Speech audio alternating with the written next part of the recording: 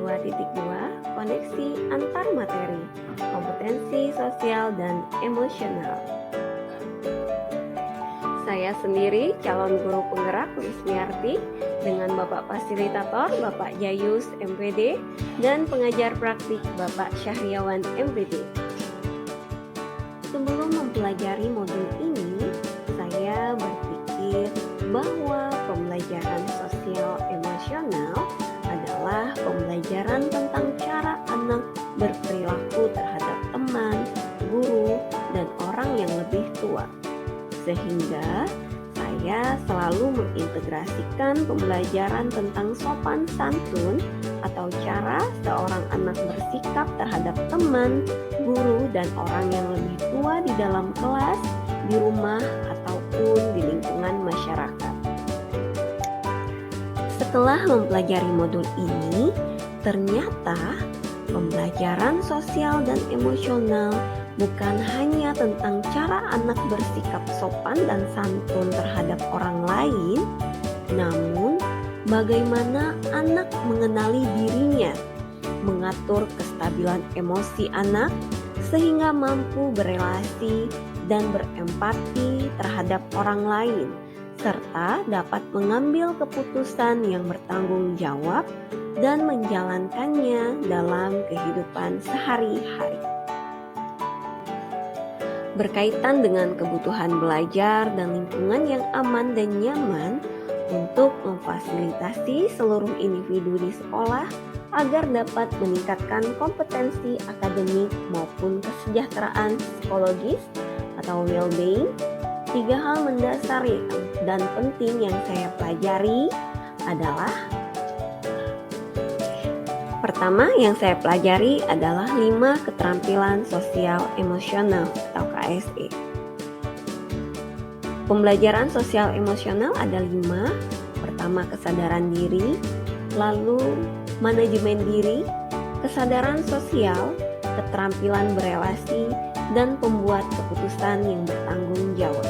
Nah, kelima keterampilan ini seharusnya dapat diterapkan oleh guru kepada murid-muridnya di sekolah, terutama kepada diri sendiri, sehingga guru dapat menstabilkan emosinya, menyadari lingkungannya, dan membuat lingkungan yang nyaman dan aman, serta dapat memberikan pembelajaran yang mengundang murid untuk belajar. Kedua, kesadaran penuh atau mindfulness.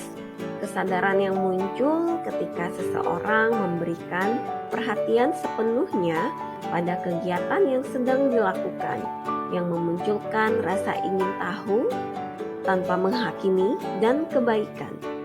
Sebenarnya, kesadaran penuh atau mindfulness ini sudah ada dalam diri manusia secara alami tanpa perlu diajarkan ataupun ditumbuhkan. Nah, kesadaran penuh atau mindfulness ini salah satu teknik yang dapat dilakukan untuk menerapkannya yaitu teknik stop. STOP, S berhenti sejenak, T ambil napas yang dalam, O amati sensasi pada tubuh, perasaan, pikiran, dan lingkungan, lalu P selesaikan dan lanjutkan. Nah, dengan teknik ini akan dapat memberikan ketenangan atau kenyamanan di lingkungan sekitar kita, termasuk pada diri kita sendiri. Hal yang ketiga yaitu well-being atau kesejahteraan psikologis. Kondisi ini di mana individu yang memiliki sikap positif terhadap diri sendiri dan orang lain dapat membuat keputusan dan mengatur tingkah lakunya sendiri, dapat memenuhi kebutuhan dirinya dengan menciptakan dan mengelola lingkungan yang baik, memiliki tujuan hidup, dan membuat hidup lebih bermakna, serta mengeksplorasi dan mengembangkan dirinya. Nah, ini diadaptasi dari piramida Care for Katniss dalam Hawkins 2017. Penerapan pembelajaran sosial emosional berbasis kesadaran penuh, secara terhubung, terkoordinasi, aktif, fokus, dan eksplisit dapat mendukung terwujudnya well-being ekosistem sekolah dengan dilandasi oleh mindfulness dan dengan berdirinya atau kokohnya kesadaran sosial emosional membentuk kesejahteraan psikologis dalam lingkungan sekolah. Perubahan yang akan saya terapkan di kelas, saya akan menerapkan pembelajaran sosial dan emosional kepada murid-murid di kelas dengan cara mengarahkan murid untuk mengekspresikan perasaannya dengan roda emosi sebelum ataupun sesudah belajar, lalu mengajak murid untuk melakukan teknik STOP, melaksanakan pembelajaran yang mengintegrasikan 5 keterampilan sosial dan emosional, dan memberikan pembelajaran yang menarik untuk murid agar mereka memiliki motivasi dan kemampuan baru secara berkelanjutan. Perubahan yang akan saya terapkan di sekolah, saya akan berusaha menjadi teladan yang baik dalam menerapkan kompetensi sosial dan emosional di sekolah. Saya akan mendiseminasikan KSE kepada rekan guru di sekolah. Saya akan berkolaborasi dengan rekan guru dan juga kepala sekolah tentunya dalam penerapan dan membudayakan KSE di lingkungan sekolah dengan cara membuat kesepakatan bersama, berkolaborasi dalam memecahkan persoalan dalam penerapan KSE dan mengintegrasikan KSE dalam setiap kegiatan di sekolah. Pembelajaran sosial dan emosional terkait dengan materi filosofi Ki Hajar Dewantara, nilai dan peran guru penggerak, visi guru penggerak, budaya positif, dan pembelajaran berdiferensiasi. Keenam materi ini sangat berkaitan. Jika salah satu atau pembelajaran sosial emosional tidak dilakukan, maka penerapan pembelajaran mungkin tidak akan maksimal.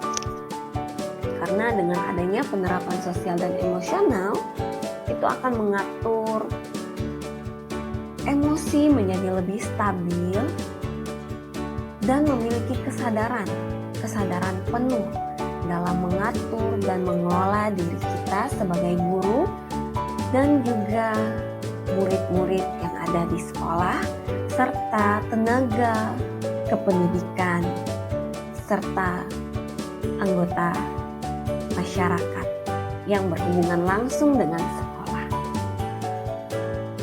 Nah, materi filosofi Ki Hajar Dewantara mengaitkan atau mengintegrasikan, membudayakan KSE di dalam kelas dan sekolah. Murid akan menyadari keadaan dirinya sendiri dan dapat mengelola emosinya dengan baik, serta memiliki budi pekerti yang luhur dalam bersikap terhadap sesama, sehingga akan menciptakan lingkungan belajar yang nyaman, aman, menyenangkan untuk murid. Seperti yang pernah disampaikan oleh Bapak Ki Hajar Dewantara, bahwa mendidik adalah menuntun tumbuh kembang anak sesuai dengan kodrat alam dan zamannya, sehingga menjadikan manusia yang merdeka dan memiliki budi pekerti.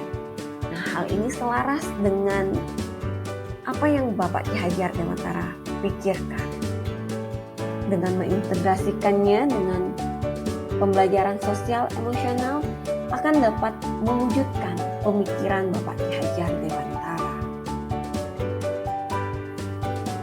Kaitan nilai dan peran guru penggerak dengan